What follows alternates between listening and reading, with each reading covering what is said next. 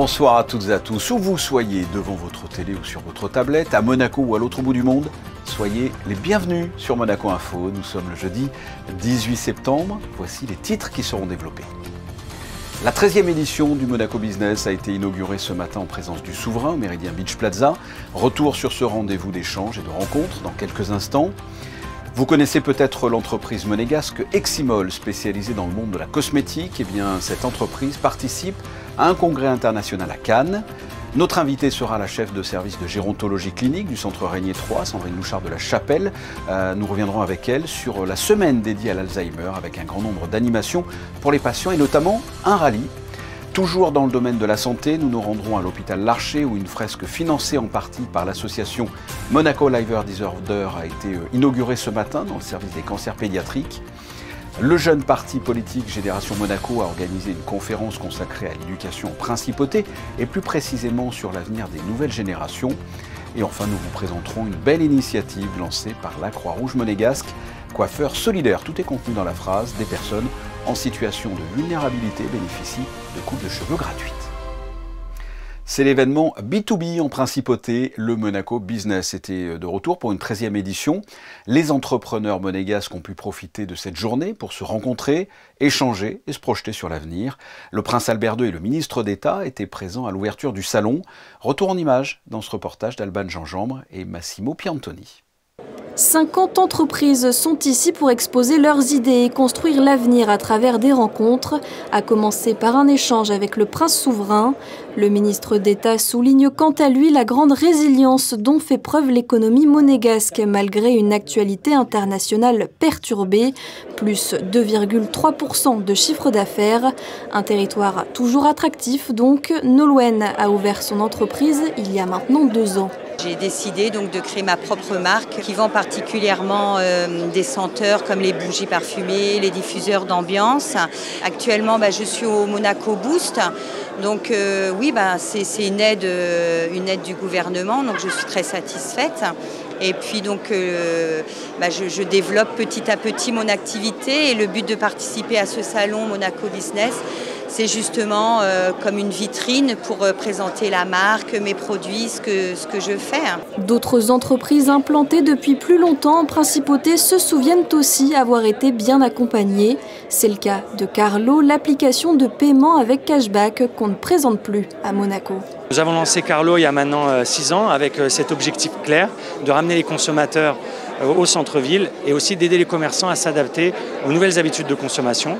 On a très vite collaboré avec le gouvernement monégasque qui avait une vraie volonté de soutenir les commerces monégasques à la période après Covid. Et aussi, pendant le lancement, on a eu aussi la chance d'être incubé chez Monacotech, où on a eu du mentoring, on a aussi rencontré de nombreuses autres startups monégasques. Être accompagné dans un monde qui évolue, autre point important, l'intelligence artificielle. Elle est partout et doit être maîtrisée. There are a lot of risks from an ethical perspective of how we develop AI and AGI especially, which is artificial general intelligence, and that will bring a lot of questions that we need to investigate as to how we can proceed as society, especially in terms of workforce. So themes or topics like universal basic income, I think should be inspected more nowadays, especially from governments. Le succès de cette 13e édition du Monaco Business témoigne de l'attractivité de la principauté avec un gouvernement qui affiche son soutien aux entreprises. Et toujours dans le domaine économique, coup de projecteur sur une entreprise monégasque spécialisée dans le monde de la cosmétique. Eximol développe des ingrédients utilisés par les plus grandes marques. Et cette semaine, l'entreprise participe à un congrès international à Cannes pour présenter ses travaux. Reportage de Devika Guérenfard et Hugo Comassa. Vous avez sûrement déjà consommé leurs actifs sans même le savoir. Depuis plus de 50 ans, Eximol propose ses produits à travers le monde grâce à un réseau de plus de 40 distributeurs. Une rigueur qui lui vaut une belle réputation. Cette année, le groupe est activement impliqué au congrès mondial IFSCC. Nous sommes un ingrédientiste, c'est-à-dire on ne fabrique pas de produits finis. On fabrique les ingrédients qui ont une activité dans les produits cosmétiques traitant. Ce qui nous différencie de la concurrence, c'est notre orientation scientifique. Tout ce que nous disons, nous le démontrons par des tests. On est très très fiers parce que nos pairs ont reconnu la qualité des études qu'on a proposées. Et avoir 3 posters et une conférence dans un même événement est quelque chose de rare et d'exceptionnel. Car la PME monégasque ne s'est pas contentée d'assister au congrès, 4 de ses communications scientifiques ont été sélectionnées, une reconnaissance internationale dans un événement prestigieux. Cette année, nous avons eu l'honneur d'être sélectionnés pour présenter nos travaux sur l'effet du stress psychologique sur la peau, et plus particulièrement sur l'effet de l'adrénaline sur le vieillissement et la capacité de cicatrisation de la peau. Et donc, pendant ce congrès, on va démontrer les effets de l'adrénaline et en même temps, on va présenter les effets d'un ingrédient inspiré du microbiote de la surface de la peau pour contrer ces effets qui, spoil alert, sont néfastes pour la peau. Au-delà de cette conférence, 3 posters scientifiques viennent compléter la participation d'Eximol, un privilège rare qui relève de la fiabilité du travail de la marque. On a la chance cette année d'avoir été sélectionné pour 3 posters et une conférence. Sur ces 3 posters, on travaille sur les effets de nos ingrédients à base de silicium et leurs effets sur la biomécanique. On a également un poster sur un dérivé de silicium associé à de l'adénosine, sur les effets sur le scalp et le cheveu en même temps. Et donc le dernier sujet, c'est un sujet qu'on a réalisé en collaboration avec une plateforme Omix à Marseille. Et cette plateforme a une technologie qu'on appelle la transcriptomique et qui nous a permis de découvrir les effets du silicium dans les cellules sur l'ensemble des gènes que l'être humain est capable d'exprimer. Et on a découvert des choses incroyables, on va dire, et innovantes qu'on va présenter à ce congrès. Fondé en 1972, Eximol s'impose aujourd'hui comme un acteur international de la cosmétique de demain. À Cannes comme à Monaco, Eximol conjugue science et beauté, une stratégie qui place la recherche au cœur de l'avenir cosmétique. Nous ouvrons une page santé et on débute avec la semaine dédiée à la maladie d'Alzheimer. Alzheimer, en quelques chiffres, c'est environ 1 400 000 personnes touchées dans l'Hexagone. On estime que 225 000 nouveaux cas sont diagnostiqués chaque année. Et à travers le monde, c'est environ 56 millions de personnes qui seraient atteintes par une maladie neuroévolutive. Eh bien, à l'approche de la journée mondiale de la maladie d'Alzheimer, célébrée le 21 septembre, le centre hospitalier Princesse Grace, en partenariat avec l'association monégasque pour la recherche sur la maladie d'Alzheimer, organise une semaine riche en activités. Le point d'orgue, un rallye pour le moins atypique, avec les patients et les résidents du centre Régnier 3, d'Aquiétoudiné et du Cap Fleuri. Reportage de Sarah Nkari et Jean-Alexandre Dordet. Maintenant, je ne risque plus rien, je suis dans vos bras. Pas simple de s'introduire ni de s'extraire de ces vieilles voitures quand on n'a plus 20 ans, mais on dirait bien que la peine a valu le coup. Fantastique, avec un chauffeur comme ça. Elle est géniale, Jackie. J'ai pris beaucoup de plaisir. Moi, j'avais une voiture de sport, mais c'était une MGB anglaise que j'ai vendue au Yacht Club, vous voyez. Voilà. Mais avec du regret, parce que c'est des belles voitures. Ça vous a remémoré quelques souvenirs alors? Ça m'a rajeuni, mademoiselle, ça m'a rajeuni. Magnifique. La voiture, il y a des moments, on sentait qu'elle avait besoin d'aller plus vite, ça même. Est-ce que vous aviez confiance en votre pilote? Ah, très. Ces résidents, souffrant d'Alzheimer mais en quête de sensations fortes, étaient accompagnés des bénévoles de l'Automobile Club de Monaco. Elle m'a demandé d'aller plus vite à un moment donné, alors j'ai pas voulu, mais alors c'était sympa. Non, c'était sympa. C'est sympa de faire plaisir à des gens comme ça. Voilà. Pour le CHPG, qui organise cette semaine d'activité aux côtés de l'AMPA, l'objectif est de sensibiliser le public à cette maladie qui demeure incurable. C'est particulièrement touchant pour les résidents parce que d'abord c'est des voitures qu'ils ont connues, eux, quand c'était pas des voitures anciennes ni de collection. Et puis du coup, ils peuvent partager avec les pilotes leurs propres souvenirs sur les routes de Monaco et avoisinant la Principauté.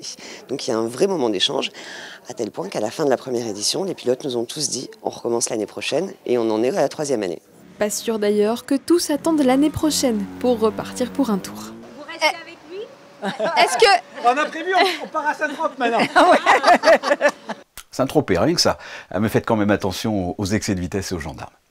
Et pour nous parler de la journée mondiale de la maladie d'Alzheimer célébrée le 21 septembre et plus largement de la semaine Alzheimer organisée au CHPG, nous sommes avec la chef de service de gérontologie clinique du centre Régnier 3, Sandrine Louchard de la Chapelle. Bonsoir.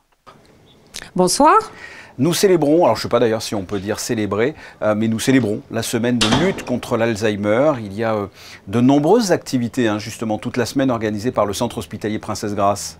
La journée Alzheimer, c'est le 21 septembre, mais on a voulu un peu diversifier les activités et les actions surtout pour mobiliser, sensibiliser les patients, les familles. Et puis il y a eu une grosse énergie de la part des équipes. Alors quel est l'objectif d'ailleurs concernant ces activités cette semaine? Est-ce qu'un patient atteint d'Alzheimer peut profiter comme il se doit finalement de ces animations, comme vous l'avez dit, et comme on l'a vu, il y a du rallye, de la musique, des concerts. Est-ce qu'il peut en profiter? Est-ce qu'il en profite?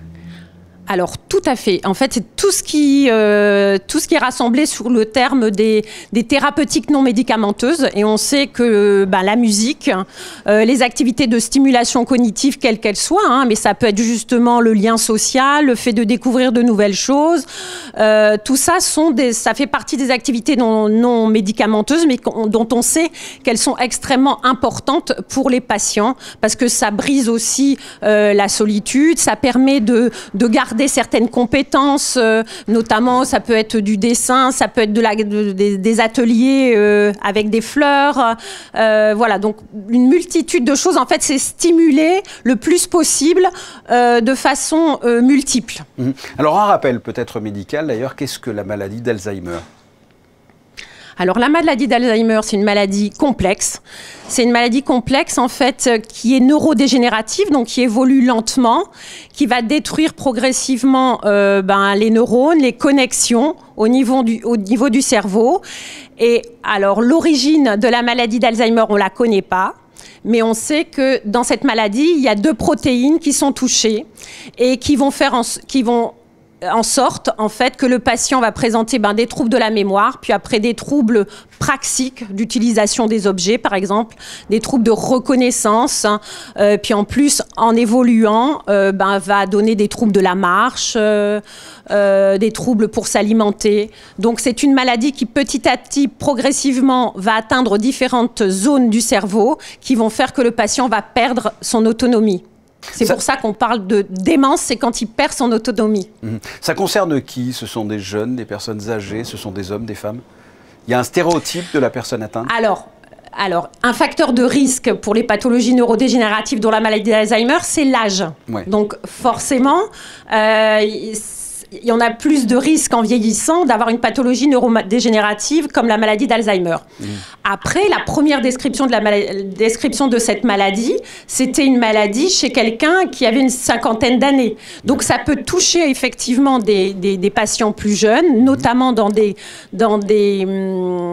cas où il y a un processus génétique qui est sous-jacent, mais ça correspond à environ 1% des cas. Donc le reste des cas, ce sont des cas qui sont sporadiques.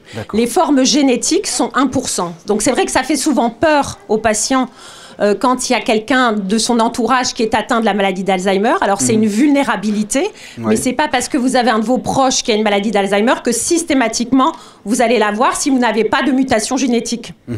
Qu'est-ce qui est fait à Monaco? Quelles sont les structures mises en place?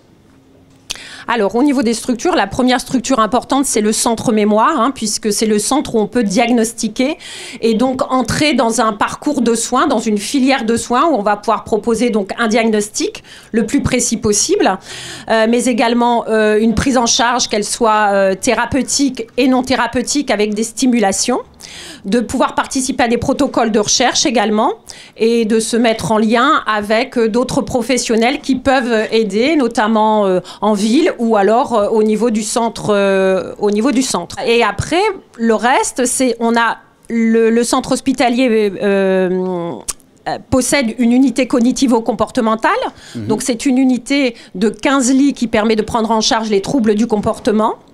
On a aussi des lits de long séjour Alzheimer et on a également une unité fermée sécurisée à l'EHPAD du Cap Fleuri. Vous avez donné mercredi une conférence pour parler des nouveaux traitements et des prises en charge non médicamenteuses. Quelles sont justement les évolutions des traitements? Est-ce que ça évolue dans le bon sens? Alors oui, ça évolue. C'est vrai qu'il y a beaucoup d'attentes par rapport aux nouveaux traitements. Il y a les thérapeutiques non médicamenteuses, dont on a déjà parlé, qui sont extrêmement importantes. Au niveau des traitements, on a entendu beaucoup de choses dans la presse sur ce qu'on appelle les anticorps anti-amyloïdes. Donc depuis 2024, c'est un petit peu la saga. Et il y a ces thérapeutiques qui ont reçu l'autorisation par l'Agence européenne du médicament, qui ne sont pas encore autorisés au niveau de la France et donc de Monaco, mais qui sont en cours d'évaluation, qui sont déjà possibles. On peut déjà les utiliser dans certains pays comme les États-Unis, l'Angleterre, l'Allemagne récemment et l'Autriche récemment. Ce sont des médicaments qui agissent sur une des deux protéines qui est anormale dans la maladie d'Alzheimer. D'accord. Et on voit une évolution ou une amélioration? Alors, en fait, oui, c'est un effet qui a été donc mis en évidence dans les études et qui montre qu'il y a une diminution de la perte cognitive sur 18 mois. Et donc, il y a un ralentissement de la maladie. C'est ce qu'on appelle, sont des traitements qui modifient l'évolution de la maladie. C'est ce qu'on appelle les disease modifiers. Donc, ce n'est pas des médicaments qui soignent complètement la maladie, mais qui permettent une diminution de la progression de la maladie. Merci beaucoup d'avoir répondu à mes questions. Merci à vous. Santé toujours, nous allons nous rendre à présent à l'hôpital Larcher à Nice, où une fresque a été inaugurée ce matin dans le service des cancers pédiatriques. Cette réalisation est le fruit d'une vague de générosité venue en partie de Monaco, comme va nous l'expliquer Patricia Navarro sur des images signées Arnaud Imbert. Cela fait de nombreuses années maintenant que l'association Monaco Liver Disorder soutient et s'implique auprès des équipes du service d'onco-hématologie pédiatrique du CHU de Larcher 2 sur les collines de Nice. Après avoir contribué à la rénovation de plusieurs chambres et lieux de vie commune pour les familles, elle vient de participer à l'épilogue d'une belle initiative financée avec plusieurs autres entités solidaires, la fondation Alexander Savchouk, l'association Léo, Indigo et Paul Perfusion. Une fresque colorée a été inaugurée dans le service. C'est un projet avec Anthony Alberti. On n'a pas besoin de le présenter, tout le monde le connaît. Il est sur tous les fronts et surtout tout ce qui est pour les enfants malades, il est en premier lieu. Alors, on a voulu avec l'Archer faire le Septembre Or. Comme chaque année, Septembre Or, c'est pour la sensibilisation des cancers pédiatriques, dont MLD, on a le cancer du foie. Malheureusement, il y en a beaucoup de cancers du foie de l'enfant, de plus en plus. Alors cet été-là, Anthony est venu, il a travaillé avec toutes les bombes et tout le matériel. Il a contribué à faire travailler tous les enfants malades qui étaient hospitalisés en hôpital de jour ou hôpital de nuit, avec les infirmières, les médecins. Chacun a donné de soi et fait le dessin pour faire passer un message. Et c'est donc l'artiste monégasque Anthony Alberti qui a accompagné les petits patients du service et les équipes soignantes dans ce projet artistique porteur d'espoir. Comme toujours, dans chaque projet, c'est toujours un plaisir de pouvoir mobiliser entre guillemets des couleurs pour une belle cause. Carla, Claudine, tout le service en fait d'hémato ici a un accueil extraordinaire et surtout un contact, un échange avec les enfants pour parler de ce quotidien qui n'est pas facile avec le suivi de la maladie. Et essayer de faire une œuvre donc collective, comme à mon habitude, pour fédérer tout le monde autour d'une même cause. Tout le service a été mobilisé, un service qui accueille des enfants entre 0 et 25 ans souffrant de cancer sur la région PACA-Est. C'est indispensable parce que sans tout ce qu'il nous apporte, la vie des enfants hospitalisés ne serait pas du tout la même.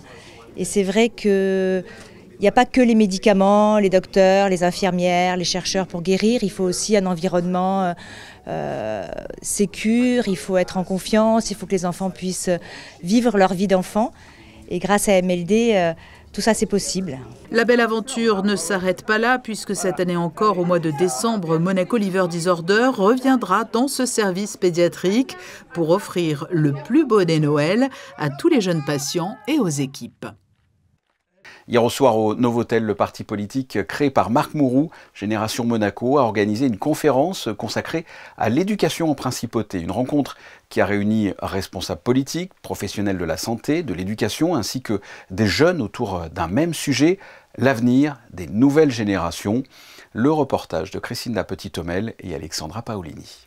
L'adage de Génération Monaco, l'écoute. Lors de cette conférence au Novotel, les intervenants ont partagé leurs expériences, leur vécu, leurs ressentis, qu'ils soient positifs ou négatifs, car c'est cette écoute qui permet d'avancer et de trouver des solutions adaptées. On a une association de parents, on a une orthophoniste à Monaco, évidemment spécialiste des jeunes, on a une spécialiste de l'orientation scolaire, on a des dirigeants d'une école privée à Monaco, on a également, parce qu'on a voulu donner la parole aux jeunes à Génération Monaco, une étudiante monégasque qui viendra faire un petit peu son témoignage sur le passage lycée et ensuite études supérieures. Donc on est là pour être informés, c'est ça le concept novateur de Génération Monaco, on apporte un panel de professionnels, donc ils ont carte blanche, ils disent exactement ce qu'ils veulent, on va découvrir en même temps, nous sur scène, ce qu'ils disent pour pouvoir informer le public, savoir quel est l'enjeu pour eux, pour Monaco dans le futur, dans les 5, 10 ou 15 prochaines années, pour nos jeunes ici à Monaco. Un rôle essentiel a également été rappelé, celui de l'accompagnement des jeunes, les entendre comprendre leurs aspirations, mais aussi les guider vers les métiers en demande aujourd'hui, l'orientation comme passerelle entre leurs envies et les réalités du marché. Je m'occupe plus particulièrement orientation scolaire, mais d'orientation aussi pour les adultes. Donc je fais des bilans de compétences, tout ça. Je vais mettre en avant tout ce qu'on a de très positif à Monaco et aussi le fait qu'il faut s'adapter, que le marché du travail demande des choses différentes, que le marché du travail évolue. Donc j'ai cette double casquette où je vois les demandes de l'évolution du travail, je suis en rendez-vous avec des DRH. Donc comment adapter l'éducation à l'évolution du marché du travail et comment adapter aussi l'éducation aux demandes de dossiers d'admission post-bac, quel que soit le type d'études suivies et quel que soit le pays. Dans le public, Alexis, étudiant monégasque, a tenu à témoigner. Pour lui, cette conférence est avant tout l'occasion de s'impliquer. Je suis en alternance. J'ai pour projet de faire mon alternance sur Monaco d'ici l'année prochaine. Et je pense qu'actuellement,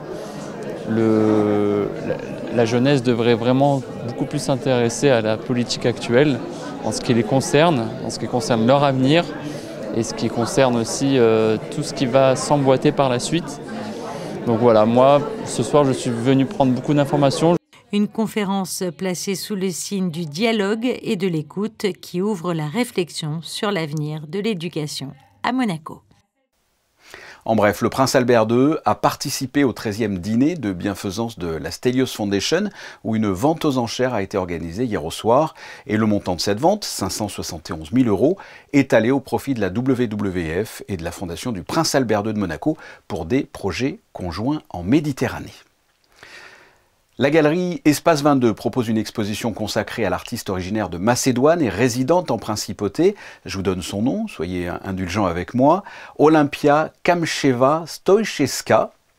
Ces peintures colorées et abstraites qui intègrent également du street art sont à découvrir jusqu'au 1er octobre, donc à l'Espace 22 situé boulevard d'Italie.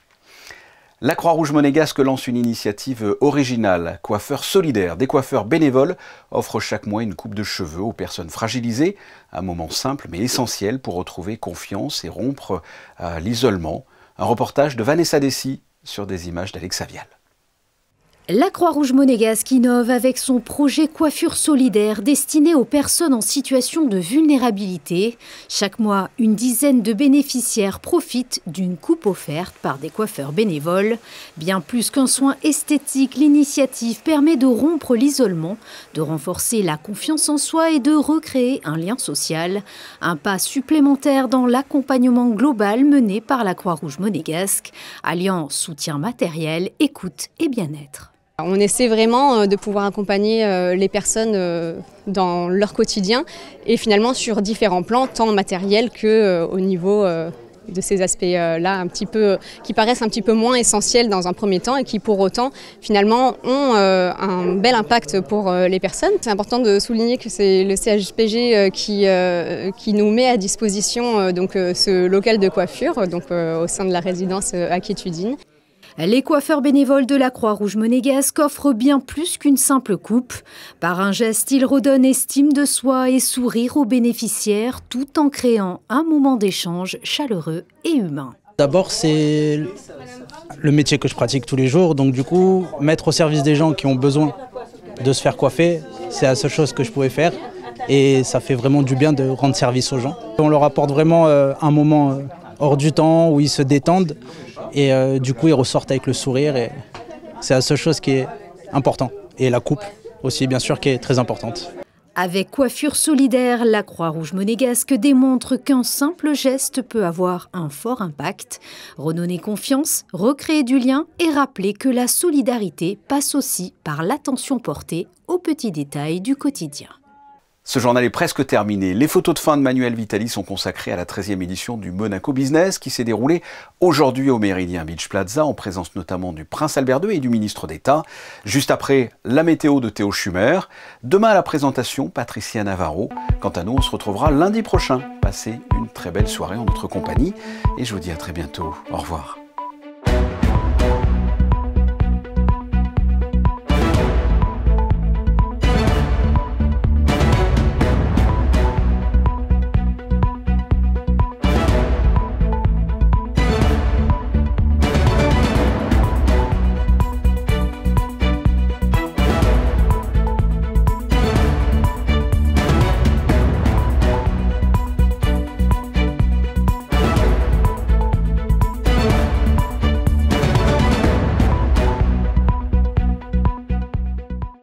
Retrouvez la météo avec Suisse Courtage, le spécialiste de l'assurance à Monaco depuis plus de 35 ans. Notre expertise à votre service.